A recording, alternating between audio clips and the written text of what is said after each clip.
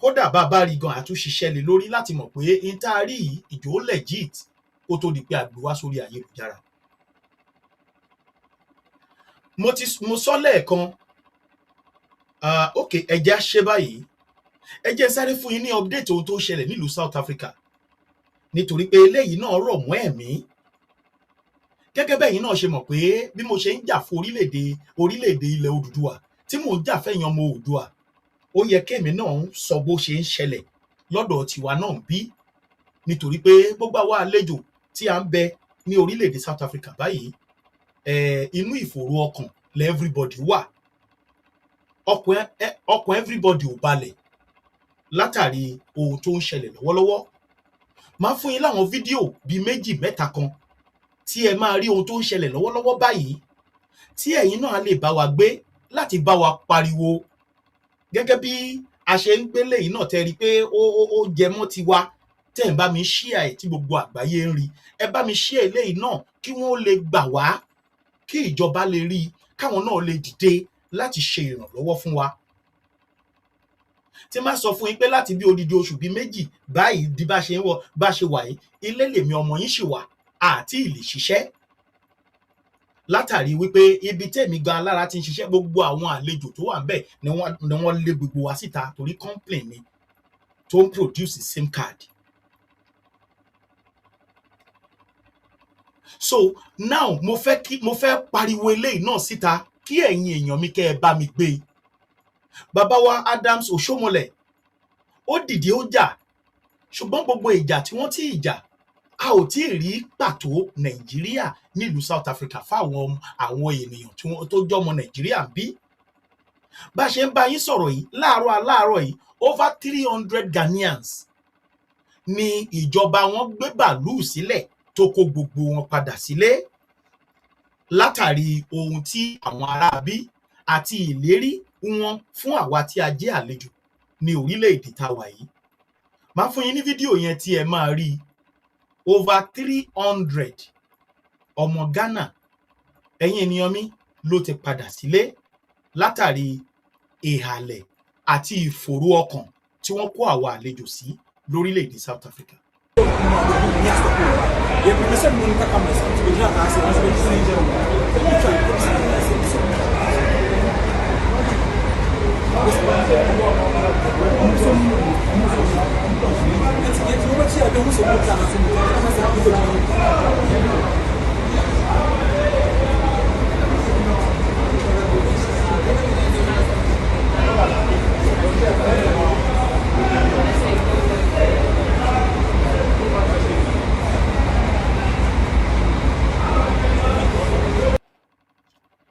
Ẹ̀yin ènìyàn mi, àwọn Ghanaians lẹ́rí yẹn tí wọ́n padà sílé látàrí June 30 tí ò tí ì dé gan. Ẹ jẹ́ mọ̀ pé wọ́n ti ń pa ọ̀pọ̀lọpọ̀ àwọn àlejò níbí. Mo ṣe fídíò yìí kẹ́ lè bá wa share ẹ̀ kí gbogbo àwọn èèyàn wa táwọn náà lọ́mọ sí South Africa kan lè rí bó ṣe ń lọ. Now kí ló fà á? Ẹ bá mi wo fídíò yìí tí ẹ̀rù fi ń ba everybody kí June 30 yìí tó dé. Ẹ wo nǹkan táwọn South Africa ti ń ṣe.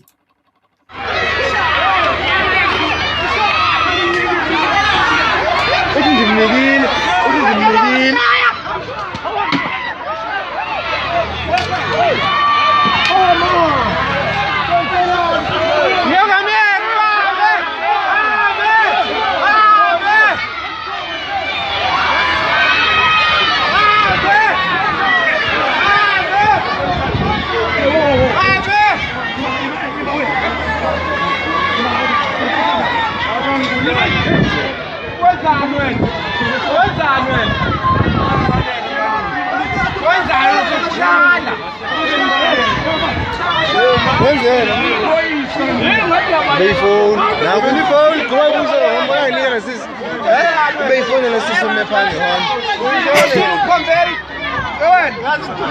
Hoe was dat man? Hier maar je maar even op. Ja dan.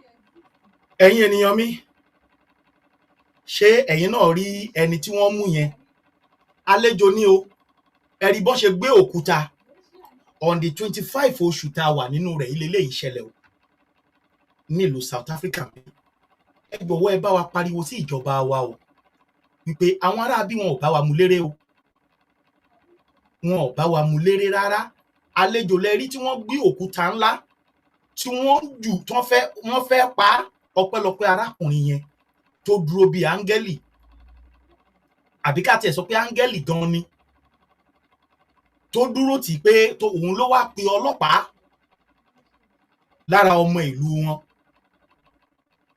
ẹ rí i pé àlejò ni ẹ rí tí wọ́n ń lù yìí o àlejò ni o.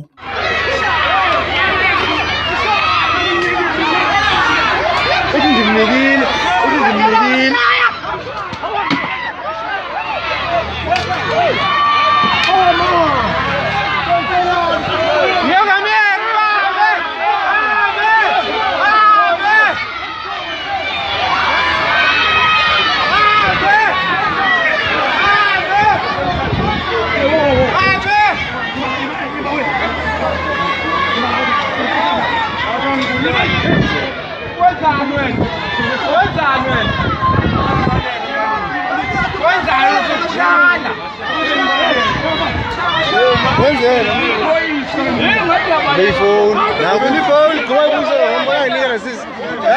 Beyphone en racist om mijn pan, man. Kom, Barry. Go ahead. Hoe was dat, man? Je moet je maar even op. Wat dan?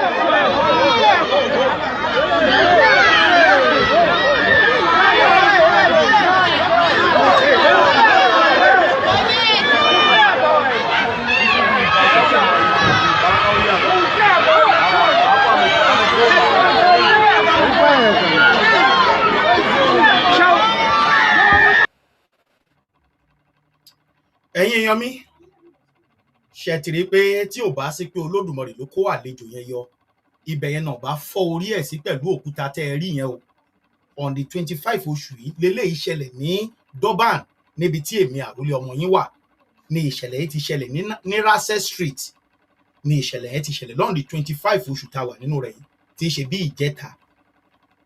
Now ẹ tún wá bá mi wo fídíò yìí àwọn ọmọ ìlú yìí tún wá ń gbáradì fún June 30 wípé ó máa lágbára ẹ wo nǹkan tẹ́lẹ̀ gbé jáde tó ń sọ wípé òun ti lọ rà sílé láti fi pa àlejò. Beki umhla ka-30 June yini wena bese ongefisa ukuthi uyibone yenza umhla ka-30 June yini wena bese ongefisa ukuthi uyibone yenza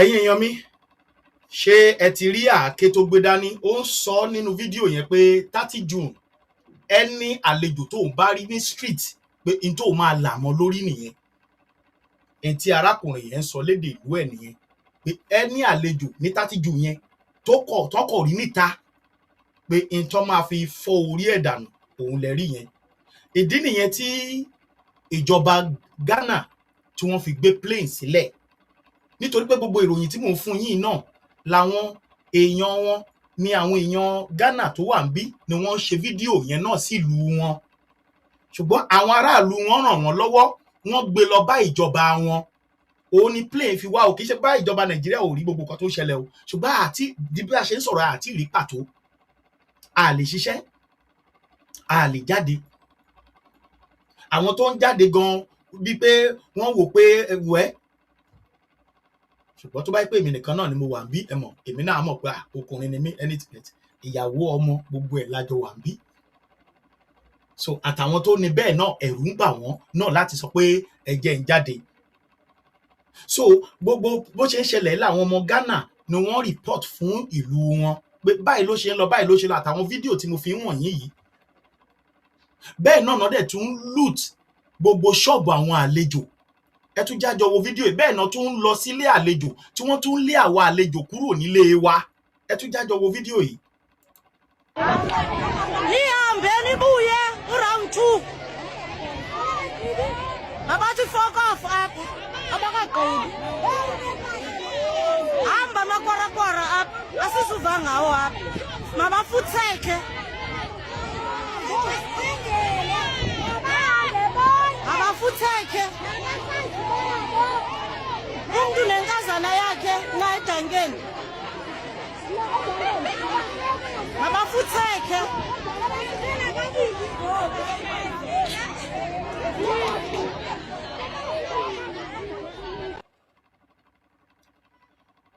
Ṣẹ́tìrí on the 27 tí í ṣe pé eléyìí ń ṣẹlẹ̀ lọ́wọ́lọ́wọ́ lénìí so ìdí nìyẹn tí àwọn ìjọba Ghanaian tí wọ́n fi gbé plane sílẹ̀ fáwọn ọmọ ìlú wọn látàrí pé wọ́n rí bí àwọn aráabí ṣe ń kilẹ̀ wọ́n ṣe ń ṣe so ẹ dìde ìrànlọ́wọ́ ẹ̀yin ìjọba wa fún àwa tí a jẹ́ àlejò tá a jẹ́ ọmọ Nàìjíríà àbí tó yà so jáṣì ló bẹ̀ tó ìjọba Nàìjíríà ṣì ń fọ́sà gba lé wa lórí kátẹ́pá fẹ́ kúrò lábẹ́ wọn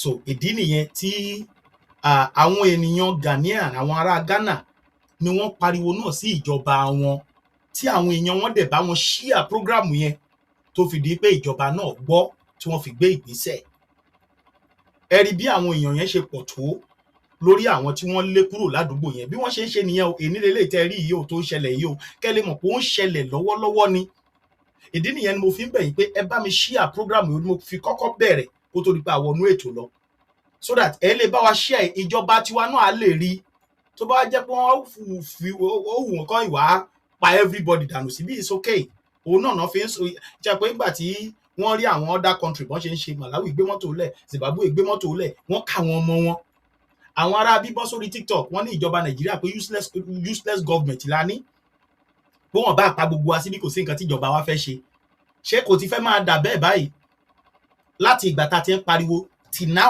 àti rí nǹkan kan kò tí ì sí ìgbésẹ̀ ju pé a kò ṣáà rí pé wọ́n dìde ní Aso Rock lọ́hùn ní Àbújá pé wọ́n bẹ̀ sí ń pariwo tó ń bẹ̀ sí ń pariwo bàbá Òṣèmọ̀lẹ̀ sọ tiẹ̀ kí lorúkọ ẹ̀ Senate President náà sọ tiẹ̀ yẹn Àpábíò òun náà pariwo tiẹ̀ káti ẹ̀gbà pa àárọ̀ ọmọ Yorùbá kankan tó dìde fún wa nílé ìgbìmọ̀ aṣòfin wọn tó tiẹ̀ sọ̀rọ̀ àárí ṣùgbọ́n ẹ wo ìjọba Ghanaian sìn ẹ wo kan tó ń ṣe fáwọn ọmọ wọn látàrí bí àwọn aráabí ṣe ń pa àwọn àlejò níbí.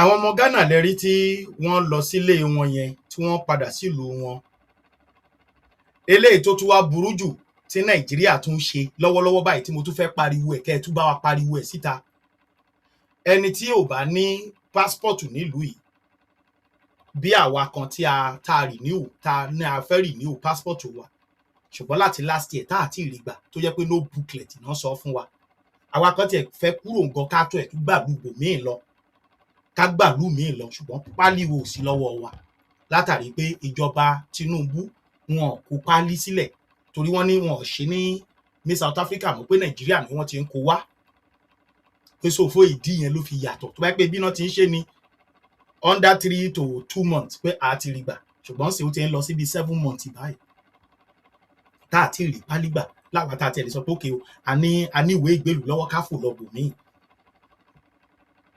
so eléyìí tó tún wá ṣe ó tún ní kinní kan tó ń pè ní TC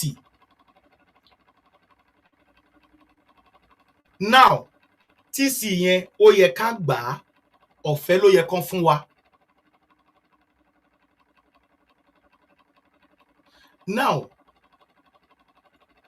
àwọn ìjọba Nàìjíríà ní tó yẹ kán fún wa lọ́fẹ̀ẹ́ kó jẹ́ pé tíìsì yẹn tá bá ti gbà bẹ́ẹ̀ yẹn emergency trade document ni pé a fẹ́ padà sílùú wa ní kíákíá ó ti yé yín so tá bá ti gbà bẹ́ẹ̀ wọn kò yẹ kán ṣẹ̀ tó máa wọn need láti béèrè passport wa tá bá ti dé airport wọn nílò ẹ̀ láti immigration wọn ò nílò ẹ̀ láti béèrè lọ́wọ́ wa pé pálí wa dà tíìsì yẹn la kàn máa fún wọn pé à ń travel ni under emergency àdẹ̀fẹ́ lọlé so wọn nílò ẹ̀ ìjọba Nàìjíríà jẹ́ túmọ̀ pé 1003 ni wọ́n tún gbé kinní yẹn àwa tá a ṣiṣẹ́ o a tún nílò láti san 1300 ní tí mo sọ yìí ẹ bá mi pariwo ẹ ní ọ̀fẹ́ ló yẹ kó máa ṣe so èèyàn tó níyàwó tó lọ́mọ bíi méjì tó tán jẹ́ bíi mẹ́rin sìn ẹ mọ iye owó tó máa wá kó tó di pé lẹ́yìn yẹn ló ṣẹ̀ tó máa ra tíkẹ́ẹ̀tì o kò tí ì sí tíkẹ́ẹ̀tì níyẹn o èyí tó ṣe ọ̀pọ̀lọpọ̀ wa gan tá àti tí owó yẹn ò kó jọ sójú kan tí ò tí ì kó jọ láti pé ká fi padà àbí ká fi wábò míì lọ owó yẹn ò kó jọ ká tó gba tíìsì fọmọ bíi 4 fọmọ bíi 4 fọmọ bíi 5 àti bàbá àti ìyàwó tí Nàìjíríà tó tíìsì tó yẹ pé lọ́wọ́ tó ta wà yìí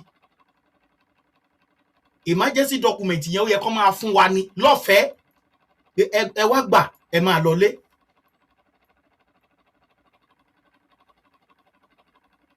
ẹ wá gbà ẹ máa lọlé ká tẹ̀ wá gbà pé òkè tán bá issue ẹ̀ fún wa lọ́fẹ̀ẹ́ ṣe bí àyè mọ̀ pé òkè owó tíkẹ́ẹ̀tì ló kù ká gbà lọ níbi ọ̀sẹ̀ bíi 3 síbi tá a wà yìí gbogbo àwọn àlejò tá a jọ ń ṣe Oòduà Nation ilé mi bí iná kún sí bàbá àròlé ràn wá lọ́wọ́ ẹ bá pe olóyè ẹ bá pe bàbá ẹ bá pe Professor Banji Akintoye kán lè bá pe Tinubu kán lè ràn wá lọ́wọ́ ilé mi bí ilẹ̀ everybody wọ́n kún sí tí wọ́n wá bá mi pé kí n lo connection mi fún wọn ẹ̀yin èèyàn mi ẹ jọ̀ọ́ ẹ bá mi share fídíò yìí kó dọ́dọ̀ bàbá Tinubu pé ṣé àsìkò tá a wà ká tẹ̀gbà pé ẹ gbé plane sílẹ̀ pé ókè o ẹ lè avoid láti gbé plane àbí Nàìjíríà ò tiẹ̀ ní plane tán lè gbé lẹ̀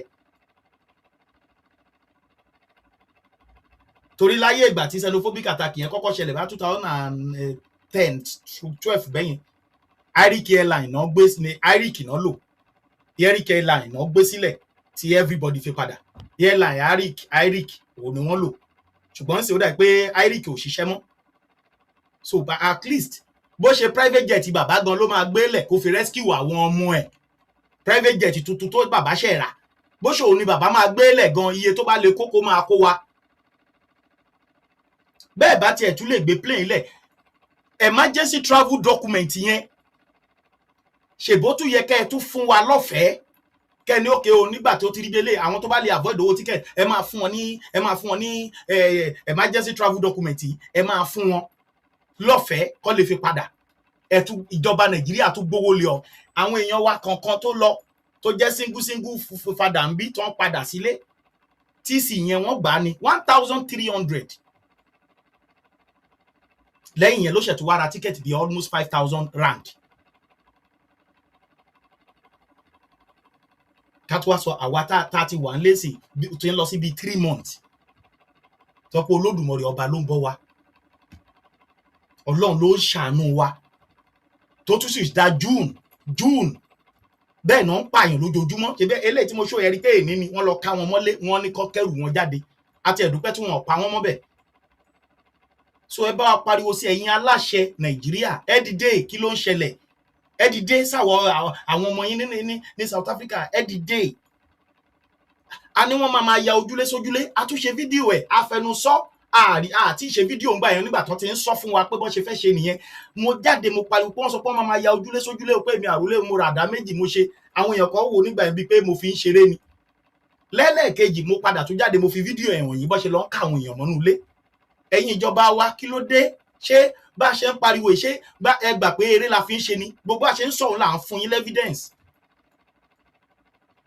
àwọn èèyàn Ghana rí gbogbo evidence wọ́n rí táwọn ọmọ tiwọn náà ń pariwo ẹ̀ síta bí mo ṣe ń ṣe program yìí làwọn ọmọ Ghanaian náà tó wà lórí TikTok tó wà lórí Facebook wà lórí YouTube ni wọ́n pariwo sí ìjọba wọn lọ́hùn ìjọba wọn dẹ̀ take action wọ́n dẹ̀ sọ fún gbogbo àwọn ọmọ tẹ́ ń wo iná sọ pé iṣẹ́ ti wà fún wọn tán bá délé pé wọ́n máa pèsè iṣẹ́ fún wọn wọ́n á fún wọn nílé ọ̀fẹ́ pé gbogbo àwọn tó ń lọ èwo lẹ́ṣẹ̀ rí wọn tí àwọn náà dìde nígbà tí ìjọba wọn ti dìde sí wọn pé ẹ máa ríṣẹ́ tí ì ṣe pé bóyá ibi ti Nàìjíríà ń sìn ẹni bá lọ dé báyìí ṣe ẹkún ló máa sun lọ because tó bá délé ọ̀nà ó máa òun fà ló máa face everything. Bẹ́ẹ̀ ìjọba Ghanaian sìn ó ti promise àwọn ọmọ ẹ̀ fún ara president ló jáde tó fẹnu ara ẹ̀ sọ pé gbogbo ẹ̀yin tẹ́ bá mọ̀ pé ẹ ṣiṣẹ́ lọ yẹn South Africa ń pa yín ẹ jẹ́ kó ṣiṣẹ́ ẹ máa bọ̀ nílé iṣẹ́ wà fún yín a dẹ̀ máa fún yín nílé ọ̀fẹ́. Òun lẹ fi rí wọn tí wọ́n ń dà gọ̀rọ̀gọ̀rọ̀ tí everybody ń lọ yín. Ṣùgbọ́n ní Nàìjíríà ń sìn even bí Bọ́lá mo mọ̀ pé bó bá tiẹ̀ gbé plane lẹ̀ àwọn èèyàn gan ti àṣiṣẹ́ náà wọn ò já ṣiṣẹ́ náà so kí là ń dúró mú. Bá a kó gbogbo iṣẹ́ òun ṣọ bá a ṣiṣẹ́ ọdún mẹ́jọ ń bí bá a kó jọ àwọn gáìsì adé wọn bàjẹ́ lọ́jọ́ kan ṣoṣo. Ẹ ṣáà rí fídíò kan tí bàbá àgbàlagbà kan tí wọ́n ní tí àwọn ọmọ Saudi sọ fún pé ìwọ tó o bá fẹ́ invest ìlú yìí o gbọ́dọ̀ ní 5 million. Bàbá yẹn dẹ̀ tún sọ fún wọn pé business tó o ní sílùú yìí pé ó ju 5 million lọ. Bàbá yẹn leléyìí ọmọ Nàìjíríà ni tó ti gba ID ẹ̀ tó ti gba ìwé ìgbélú ẹ̀ láti gba Mandela tó ti invest. Ebi ẹ rí fídíò yẹn. You are from Nigeria? Yes. You are from Nigeria? Yes. Okay. So, do you have papers to be here in South Africa? Yes, I have my ID. You have your ID? Yeah. You have the ID? Yes. No, okay. How did you get the ID? I got my ID from Home Affairs. Man, guys. Sir, where did you get the ID? When was it? Since 2005. It was 2005. 2000. You came to South Africa to do what? I came to... What is the main reason for you to come to South Africa? I came to South Africa because there was a war in in Nigeria there. No, you came as a refugee. So what are you doing now for living in South Africa? Sorry? What are you doing now for living here in South Africa? I'm employing the South Africa. What are you doing? Are you the one who's running the Kawash? No, look, sir. Just to be gentle, because I'm an old man. We are here to tell you, according to Immigration Act 2002, Section 13, 15, and 19, you are not allowed to operate any kind of business, not unless you have a minimum investment of 5 million rand and above. It's either you invest to the existing business or to the new one, you register with the CIPC, with Revenue and Home Affairs. You must apply for a business visa. You are not allowed to operate in informal trading such as Kawash. So now we're not asking you, you have to close this Kawash now. It belongs to South Africans. So, are we together? No, I'm listening to you. Yes. But the investment of this car wash is more than 5 million. No. Local business, not Nigerian. You can't invest in such business. It's not for it's an informal trading. The informal is a benefit of the South Africans. No. We're not going to delay because we're going to submit the memorandum. But we're telling you, just close. Bí mo ṣe ń bá yín sọ̀rọ̀ yìí, wọ́n ti close the car wash bàbá yẹn o. Àwọn ọmọ South Africa dẹ̀ wà káàkiri àgbáyé tí wọ́n ń gbé MTN, gbé Shoprite, gbé gbogbo nǹkan kiri tí ò sẹ́ni tó dí wọn lọ́wọ́ o. Ṣé ti rí pé gbogbo bí pé wọ́n gbé other Africans míì ní mugun ni. Àwọn invest ọmọ tí wọ́n wà lọ́dọ̀ wa tí wọ́n ń ṣiṣẹ́ tí wọ́n ń jẹ tí wọ́n ń mu tí ò sẹ́nibọ̀dì tó àtàkì wọn. Ọmọ Nàìjíríà tẹ́ bá wojú bàbá ìdádá ẹ rí pé Yorùbá ni. Ọmọ Nàìjíríà tó wá invest more than 5 million rand. Tẹ́ bá ṣírò owó yẹn sí owó Nàìjíríà ẹ̀yin èèyàn mi ó ń súnmọ́ billions o.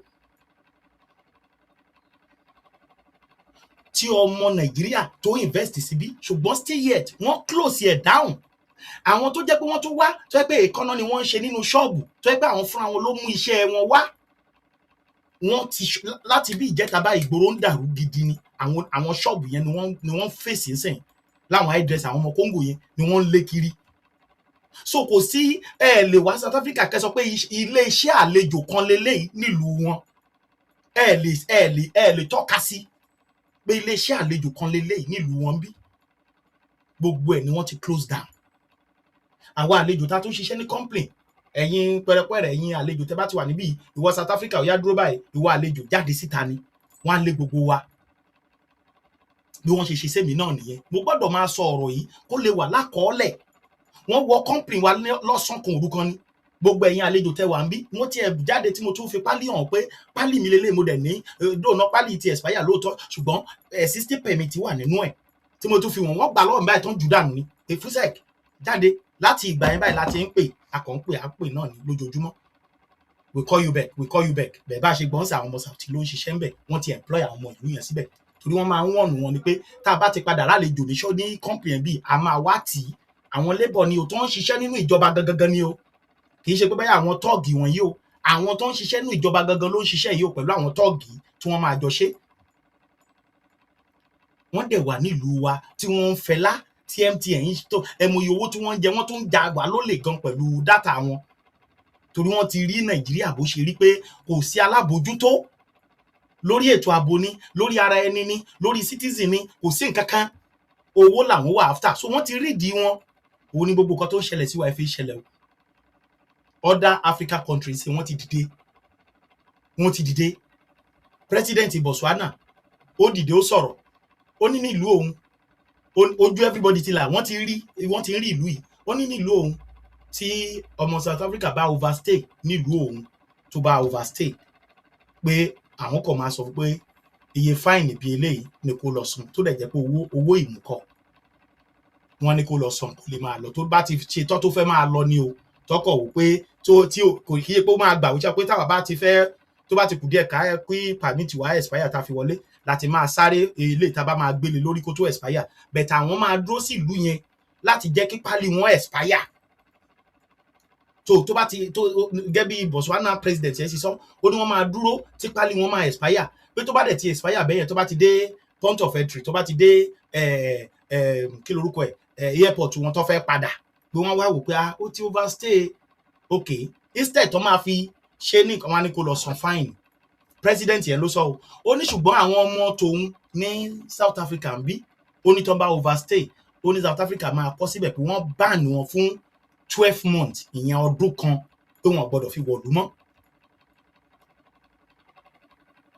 pé wọ́n máa gbé embargo lé pé lẹ́yìn ọdún kan ló tó lè wọ̀lú yìí torí pé overstay ó ní báwo lèyẹn ṣe jẹ́ so everybody ni àwọn South Africa tó jẹ́ àlejò ni wọ́n ní lára so ẹ jọ̀wọ́ ẹ bá wa bẹ ìjọba wa bí wọn ò bá tiẹ̀ lè gbé plane lẹ̀ emergency travel document tí wọ́n ń fún àwọn èèyàn tí wọ́n ń fowó gbà tó ń gbé ní 1,300 sílẹ̀ tó ń lọ bí tí ìyẹn ti ń lọ bí 200,000 Nigeria money pé kán bá wa ṣe lọ́fẹ̀ẹ́ kí wọ́n jẹ́ kọ́mọ Nàìjíríà lọ máa gbà lọ́fẹ̀ẹ́ kán má gbowó lé mọ́ owó náà fi ń gbà á ẹ lè gbé plane lẹ̀ emergency travel document tún lè fún wa lọ́fẹ̀ẹ́ ẹ jọ̀ọ́ ẹ bá wa pariwo ṣèbẹ́ rí àáké tẹ́lẹ̀ gbé dání báyìí tó gbé àáké sókè ẹ rí àáké tó gbé jáde tó ní nǹkan tó weapon tó máa lò lélẹ́yìí. Beki umhla ka-30 June yini wena mfethu ongefisa ukuthi uyibone yenza zokwenza njalo umhla ka-30 June yini wena mfethu ongefisa ukuthi uyibone yenza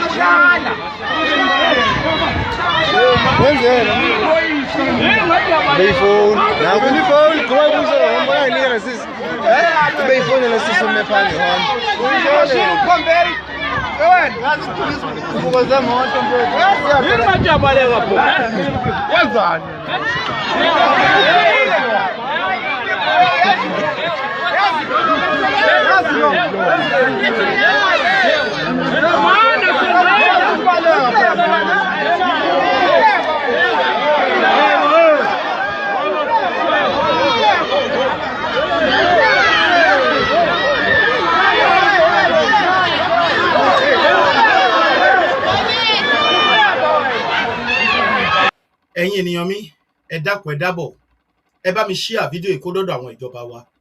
June 30 ò tí ì dé, ní gbogbo eléyìí tí ń ṣẹlẹ̀. Ìkan ń ṣẹlẹ̀ lọ́wọ́lọ́wọ́ mo ṣe ń bá yín sọ̀rọ̀ báyìí, ìgboro ń dàrú lọ́wọ́lọ́wọ́ mo ṣe ń bá yín sọ̀rọ̀ yìí. Tí wọ́n attack àwọn àlejò ní ṣọ́ọ̀bù ní gbogbo ẹ̀, wọn ò fẹ́ ká ṣiṣẹ́ rárá. Láwọn àlejò tó tún ṣe ń dọ́gbọ́n jáde, wọn ò fi ẹ̀fẹ́. So ìjọba wọn ló dẹ̀ wà nídìí ẹ̀, òun ló tún sì fi ń continue. Ẹ rí i pé mo ṣe sọ ó ti ẹ kó ti dáwọ́ dúró, kò tí ì dáwọ́ dúró, ó ń burú sí lójoojúmọ́ ni o. Náà sì Jessica tó jẹ́ olórí àwọn ìwèrè wọ̀nyí, àwọn jàǹdùkú, àwọn xenophobia yìí tó jó lórí wọn, ó jáde ó tún ṣe pẹ̀lú ní press conference tó ṣe láìpẹ́ yìí, ó give ní press release tó ṣe láìpẹ́ yìí, ó ní láti máa sọ ń bẹ̀ wípé ìjọba wọn o pé number one, gbogbo àlejò pátápátá tó wà nílùú wọn gbọ́dọ̀ lé gbogbo wọn, then gbogbo iṣẹ́ wọn gbọ́dọ̀ gbà fún South Africa, wọn ò fẹ́ rálejò, then tí ìjọba wọn ò bá ti wá ṣe gbogbo nǹkan wọ̀nyí fún wọn o, tí ò gbalé gba school gba even àwọn tó tún wà níṣẹ́ ìjọba wọn láwọn díẹ̀ tó wà ń bẹ̀ pé kán lé gbogbo wọn, pé tí ìjọba ò bá ti ṣe eléyìí o, èyí tó bá máa ṣẹlẹ̀ ní June 30 kan faramọ́. So ìyẹn ló ń ba ọ̀pọ̀lọpọ̀ lẹ́rù, tí Ghanaians fi tètè gbé, tí president àwọn Ghana fi tètè gbé plane sílẹ̀ pé káwọn ọmọ ìlú òun máa bọ̀ nílé, táwọn Malawi ti ṣe tiwọn, táwọn Zimbabwe ti ṣe tiwọn, àti ìrì ti Nàìjíríà o. Àwọn èèyàn tó tún lówó tíkẹ́ẹ̀tì lọ́wọ́, wọ́n tún ń wówó TC ní o, tó yẹ kí ìjọba Nàìjíríà issue, tó yẹ pé TC yẹn ní pé tí ìjọba South Africa bá ti rí wa ní airport wọn ò ní lè béèrè pé pálí ẹ̀dà kí ló fẹ́ lọ ṣe, wọn ò ní béèrè pé overstay, wọn ò ní béèrè pé kinní kan yẹn ti cover ẹ̀, ṣùgbọ́n owó ni wọ́n tún ń gbà. Ẹ bá wa pariwo síta ẹ̀yin ọmọ aládé, ẹ dìde fún ìrànlọ́wọ́ wa ní orílẹ̀-èdè South Africa nítorí pé ó ń gbóná sí lójoojúmọ́. Ẹ̀yin ọmọ aládé, mo pè yín o, ẹ dìde sí mi, ẹ dìde sí gbogbo ọmọ Oòduà pátápátá tí wọ́n nílò ìrànlọ́wọ́ láti bá ìjọba wa sọ̀rọ̀, láti dìde sí wa, láti ràn wá lọ́wọ́. Ẹ ṣé mo dúpẹ́ o ẹ̀yin olólùfẹ́ mi, ọba mi Èdùmàrè á dúró ti gbogbo wa, á dé ilẹ̀ lérí wa láṣẹ Elédùmarè. Ẹ jọ̀wọ́ ẹ dìde sí ìrànlọ́wọ́ wa lórílẹ̀-èdè South Africa, ọba mi Èdùmàrè á dúró tì wá. Ẹ ṣé mo dúpẹ́, mú kọ́ ní kí n fún yín ní update yẹn kẹ́ ẹ mọ bó ṣe ń lọ lọ́wọ́lọ́wọ́ lórílẹ̀-èdè South Africa, kẹ́ ẹ lè bá wa share ètò yìí kó dọ́dọ̀ àwọn ìjọba wa, bí wọn bá tiẹ̀ lè gbé plane lẹ̀ kán rìlíìsì emergency travel document yìí lọ́fẹ̀ẹ́ fáwọn ènìyàn. Àti ẹ̀ ń bẹ̀bẹ̀ gan torí ọ̀pọ̀lọpọ̀ ní òṣìṣẹ́, kò sí bọ́n ṣe fẹ́ avoid owó tíkẹ́ẹ̀tì, ṣẹ́ni tó lọ́mọ 4 tó lọ́mọ 5, ṣọlẹ̀ tó lọ́mọ 6 tí ò dẹ̀ ṣiṣẹ́ fódìdí oṣù bíi 2 3, arólóṣù 4 lára wa, arólóṣù 2, arólóṣù 3 lára wa tí ò ṣiṣẹ́ rárá. Báwo la ṣe fẹ́ ṣe é? So fún díẹ̀ yìí ẹ bá wa share fídíò yìí.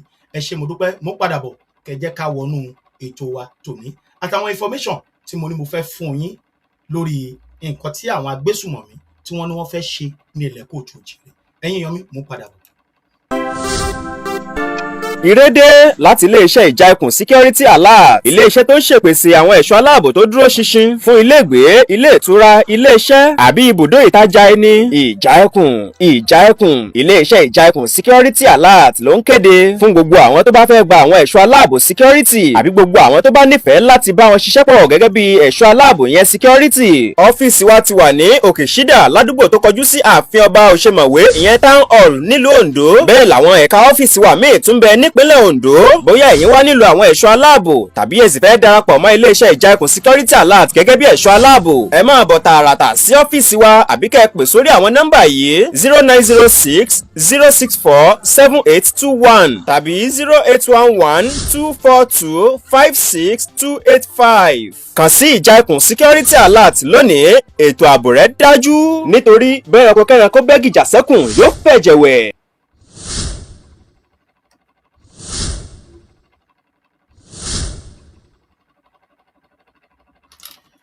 Ẹ ṣeun ẹ̀yin olólùfẹ́ mi, mo kí wa, ẹ káàbọ̀ sórí ètò wa.